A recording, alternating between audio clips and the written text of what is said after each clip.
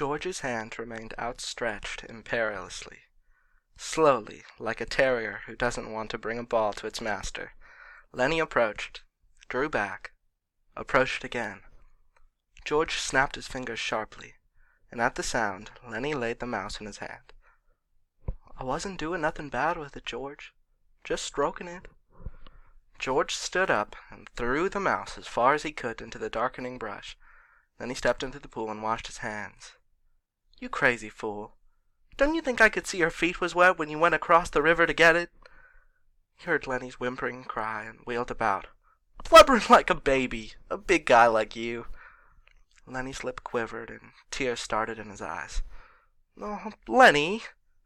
George put his hand on Lenny's shoulder. "I ain't taking it away just for meanness.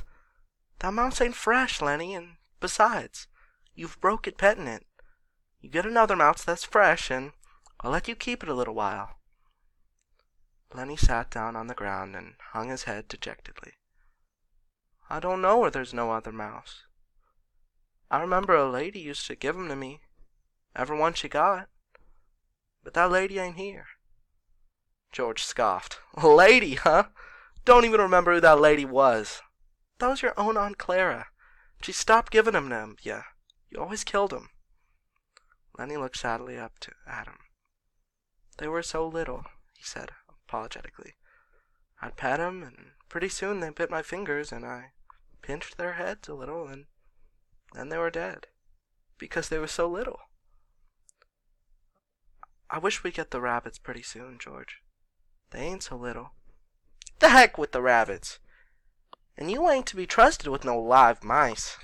Your Aunt Clara gives you a rubber mouse, and you wouldn't have done nothing to it." "It wasn't no good to pet," said Lenny. "Make an inference about Lenny. What have you learned about Lenny, and what can you infer about him? How is Lenny different than George?"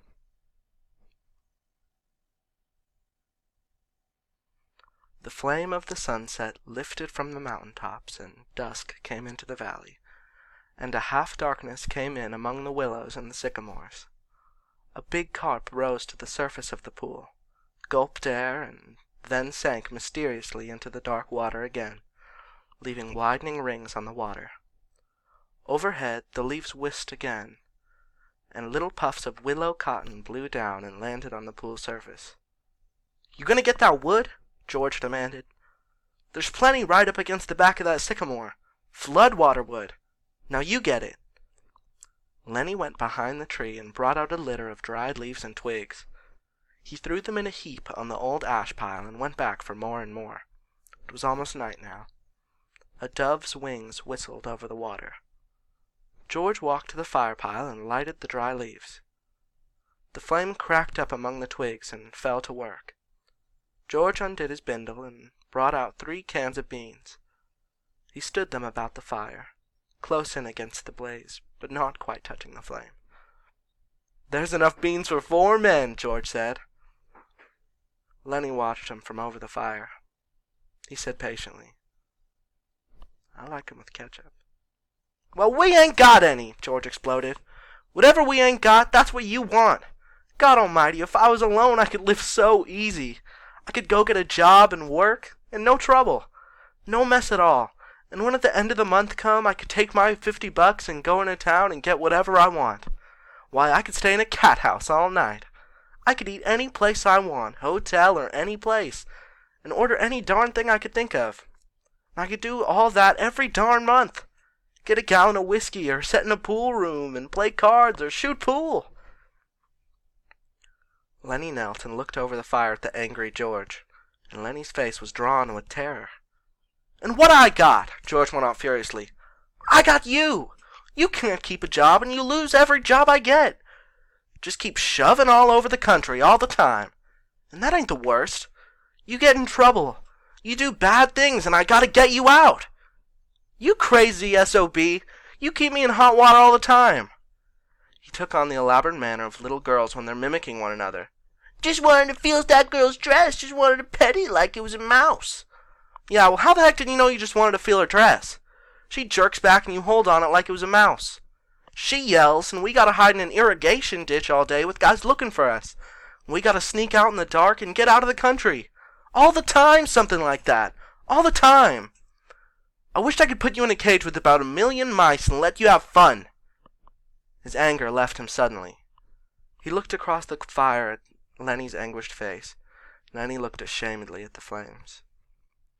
It was quite dark now, but the fire lighted the trunks of the trees and the curving branches overhead. Lenny crawled slowly and cautiously around the fire until he was close to George. He sat back on his heels.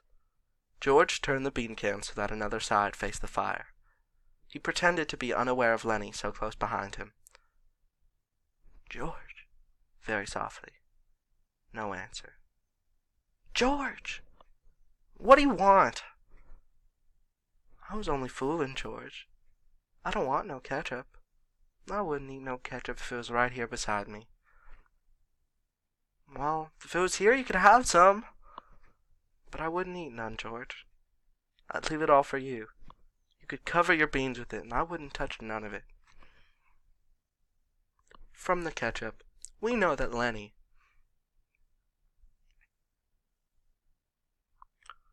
George still stared morosely at the fire. "When I think of the swell time I could have without you, I go nuts. I'll never get no peace." Lenny still knelt. He looked off into the darkness across the river. "George, should I go away and leave you alone?" "Where the heck could you go?" "Well, I could go off in the hills there someplace, and find a cave." "Yeah? How'd you eat? You ain't got sense enough to find nothing to eat." "I'd find things, George. I don't need no nice food with ketchup. I'd lay out in the sun and nobody'd hurt me. And if I found a mouse, I could keep it. Nobody'd take it away from me." George looked quickly and searchingly at him. "I've been mean, ain't I?" "If you don't want me, I can go off in the hills and find a cave. I can go away any time." "No, look! I was just fooling, Lenny, 'cause I want you to stay with me. Trouble with mice is, you always kill 'em." He paused. "Tell you what I'll do, Lenny. First chance I get, I'll give you a pup. Maybe you wouldn't kill it. That'd be better than mice, and you could pet it harder." Lenny avoided the bait. He had sensed his advantage.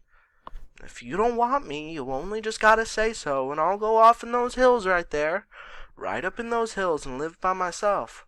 I won't get no mice stole from me." George said, "I want you to stay with me, Lenny. Somebody'd shoot you for a coyote if you was by yourself. No, you stay with me. Your Aunt Clara wouldn't like you running off by yourself, even if she's dead." Lenny spoke craftily. "Tell me, like you done before." "Tell you what?" "About the rabbits." George snapped. "You ain't gonna put nothing over on me." Lenny pleaded. "Come on, George, tell me. Please, George, like you done before." "You get a kick out of that, don't you? All right, I'll tell you, and then we'll eat our supper." George's voice became deeper. He repeated his words rhythmically as though he had said them many times before. "Guys like us that work on ranches are the loneliest guys in the world. They got no family. They don't belong no place. They come to a ranch and work up a stake, and then they go into town and blow their stake. And the first thing you know, they're pounding their tail on some other ranch. They ain't got nothing to look forward to." Lenny was delighted. "That's it. Now tell how it is with us." George went on. "With us, it ain't like that. We got a future.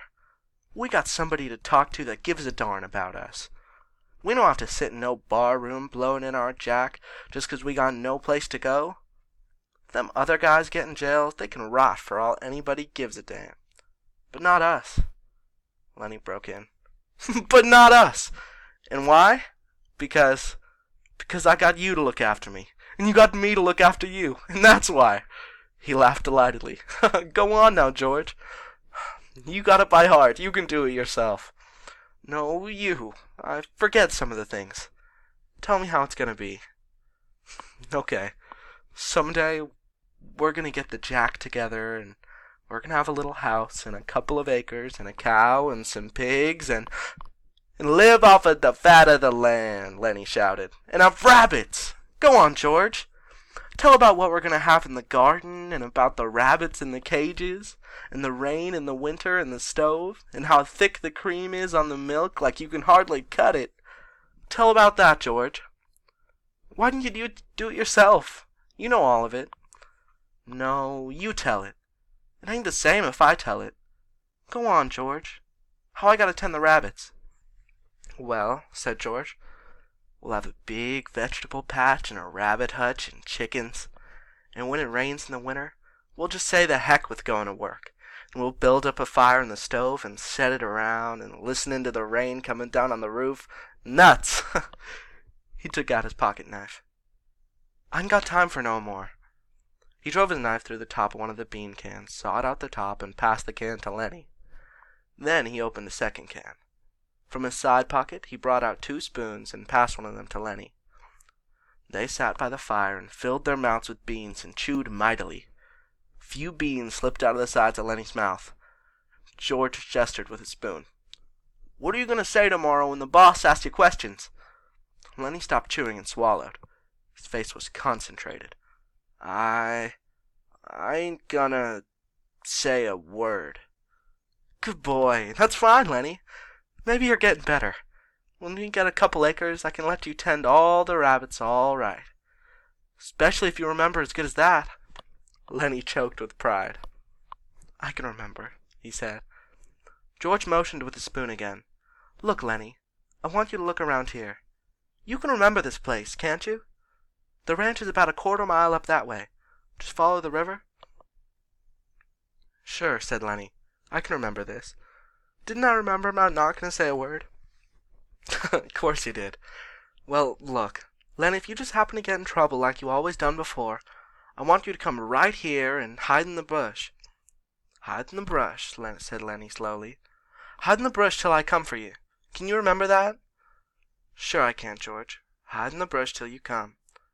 But you ain't going to get in no trouble, because if you do, I won't let you tend the rabbits." He threw his empty bean can off into the brush. "I won't get in no trouble, George. I ain't going to say a word.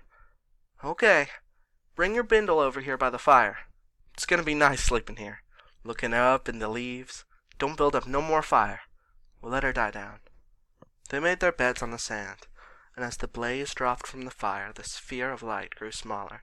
The curling branches disappeared, and only a faint glimmer showed where the tree trunks were. From the darkness Lenny called, "George, you asleep?" "No? What do you want?" "Let's have different color rabbits, George." "Sure we will," George said sleepily. "Red and blue and green rabbits, Lenny. Millions of 'em. A furry one, George, like I seen in the fair in Sacramento." "Sure, furry ones. 'Cause I can just as well go away, George, and live in a cave." "You can just as well go to heck," said George. "Shut up now." The red light dimmed on the coals. Up the hill from the river a coyote yammered, and a dog answered from the other side of the stream. The sycamore leaves whispered in a little night breeze.